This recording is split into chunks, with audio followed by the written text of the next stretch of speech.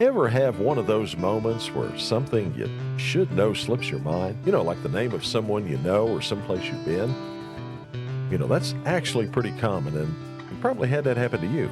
But what about when you simply forget all about your wife, your kids, and your life? Well, that's called amnesia, and that's the subject of our story today. Hello, folks. I'm Steve Gilling along with Rod Mullins, and this is Stories, a History of Appalachia. Well, Steve, I guess for a lot of our listeners, some people might like the idea of amnesia, forget about life, forget about your wife, your kids, and everything else. But this is a serious story. This is something that really did happen. It has happened in other instances, but I don't think it's maybe happened in as much detail as what was told, I guess, per se, in the 20th century with one particular story in our region we call Appalachia. We have had a lot of people who have left comments on our YouTube channel and on our website saying how much they enjoy the odd little stories we come up with. hmm Well, I'm going to tell you what, if that's the case, they're going to love this one. This is probably one of the oddest ones that I've run across. And to tell this story, let's go back to the early 1900s, where Callie Carson met a charming, slightly older man named Ted Morris. Now, the two began to see each other, and as happens, he proposed to her. Callie accepted Ted's proposal, and the couple wed in Atlanta, Georgia on January 30th, 1912. Now, Ted was a hard worker, and he provided for Callie over the years, working at several automobile dealerships and other businesses throughout the Southeast. Now, his income was anywhere from $350 to $500 a month, which actually was a pretty good salary for that time. So good, in fact, Ted and Callie decided that it was time to start a family, and in 1919, the couple had a daughter they named Dolores. Well, eventually, Ted and Callie and Dolores settled in Madisonville, Tennessee, in Monroe County, southeast of Von Orr, and not too far from the city of Knoxville. Ted got a job working as a mechanic and a salesman for the Knoxville REO Company dealership, which sold cars and trucks made by the REO Motor Company and was named for Ransom E. Olds of Oldsmobile fame when he formed it after leaving Oldsmobile. Now, this company, by the way, was the manufacturer of a truck with the name REO Speedwagon, not to be confused with the rock band of the same name. All was good for the Morrises. Well, all was good until L.C. Allen and Roscoe Allen came to town looking for Ted Morris. You see, it turns out that early in January 1933, Mr. and Mrs. Morris had decided to take a bit of a vacation at the Hotel LeConte in the Smoky Mountains. So they booked a room and set off to relax and have a bit of winter adventure. Although when I think about it, they got married the end of January. So this could have been like a little anniversary getaway, don't you think? Yeah, it could have been. As they were hiking around the hotel, Ted Morris suddenly remembered something. And what did he remember? Well, not something as simple as that he'd forgotten to lock the door or turn off the lights back home in Madisonville. No, Ted Morris remembered that he wasn't Ted Morris. And you say, what? Yep, that is so true. He suddenly became aware, Rod, that his name was Edgar Allen, and that he was from Ridgewood, New Jersey, and he also had a wife and two sons up there. Yes, folks, Ted Morris had amnesia. Wow. Well, I tell you, you mentioned in there too that it wasn't as simple as something as forgetting to turn the lights off. Well, something Mm-hmm. turned the lights back on, or at least turned the switch on in his mind, because as soon as he could get to a telephone, he called his brother, a man named L.C. Allen, back in Ridgewood, and told him who he was. L.C., who hadn't heard anything from Edgar in over 30 years, was stunned and suspicious. So he began to ask the man from Tennessee questions that, well, only Edgar would know. Things that, kind of, at least give a hint that this man might be telling the truth or, might be playing a big joke. But it ended up Ted passed that test with flying colors. A few days later, L.C. Allen and his nephew, 36-year-old Roscoe Allen, Ted's New Jersey son, arrived in Knoxville for a meeting that had been set up by the Morris lawyer at the Knoxville police station.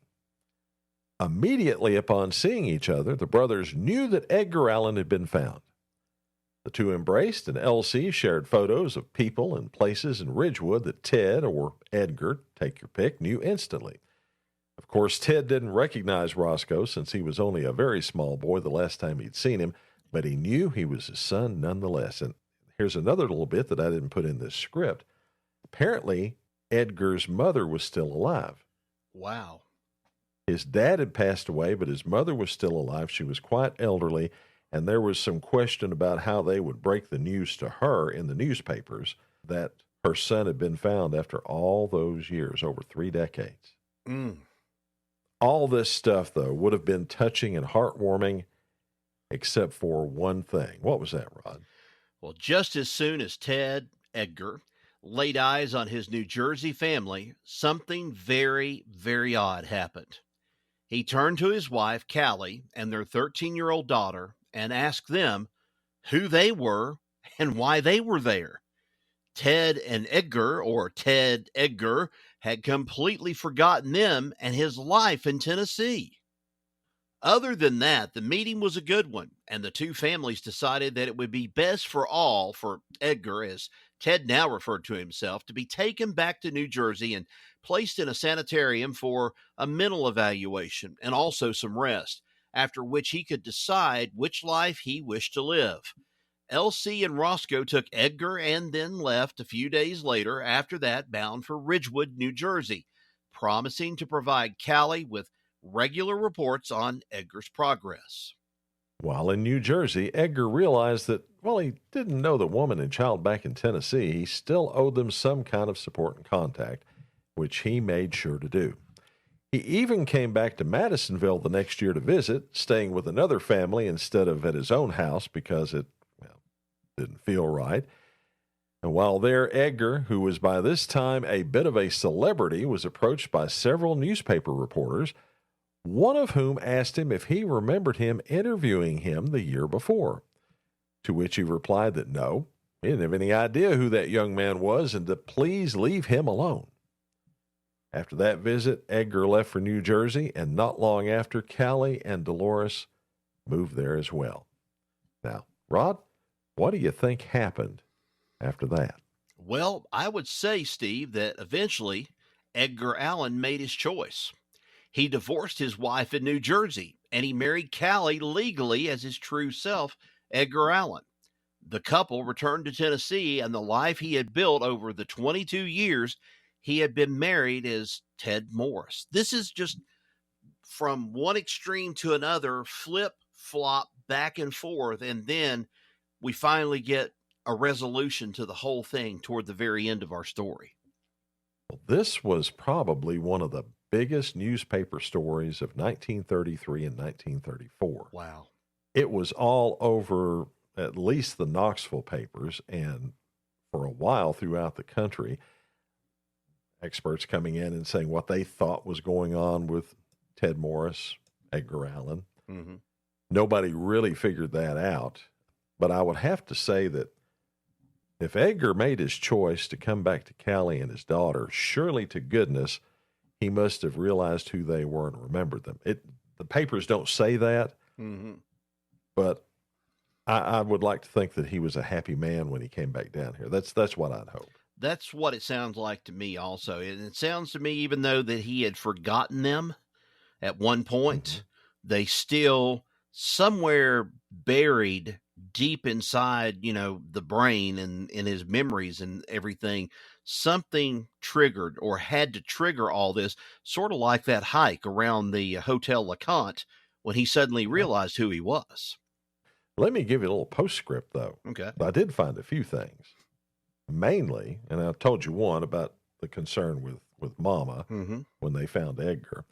Another one was that he was later charged with passing a bad check for $10 by his former employer, that REO company of Knoxville.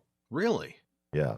Have no idea whatever came of that. Huh. But apparently, yeah, he was charged, and I don't know if he was arrested, but he was charged, and I assume had to go to court over that $10 bad check. Well, the reason I didn't find out much more than that is because at this very time in Knoxville, believe it or not, there was a man named Edgar Allan who apparently was very famous for that time. That Edgar Allan was a former Major League Baseball player who had come to Knoxville to manage the Knoxville Smokies minor league team. Mm-hmm. So as you can imagine, all summer, every summer, if you do a search for Edgar Allan, that's who you're going to come up with. Yep, I would see. Yep, I understand now. Well, folks, that's the story of amnesia sufferer Ted Morris, also known as Edgar Allan, not the baseball manager, but the other one. Another bit of the history of this place we call home, Appalachia. Thanks for listening. All our stories can be found on your favorite podcast app, whether it be Apple Podcasts, Spotify, Stitcher, Audible, etc., etc. Be sure to subscribe. Till next we meet. So long, everybody.